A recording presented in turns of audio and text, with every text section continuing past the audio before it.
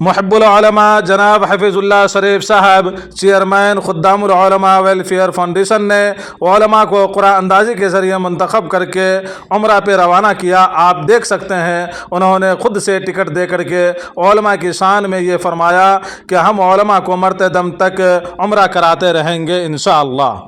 آج یہ قافلہ حضرت مولانا محمد مجیب رحمانی چیئرمین مولانا ابوالکلام آزاد اسلامیہ کالج سہرسہ کی نگرانی میں مسجد نبوی میں عبادت میں مشغول ہیں۔ یہ علماء کرام کی جماعت جناب حفیظ اللہ شریف صاحب چیئرمین خدام العلماء کے لیے دعا گو ہیں کہ اے رب کریم جناب حفیظ اللہ شریف صاحب کی خدمات کو قبول فرما، ان کے خاندان کو اس کا اجر عطا فرما، اور اسی طرح سے عمرہ کو توفیق عطا فرما کہ وہ علماء و حفاظ کو عمرہ کراتے رہے۔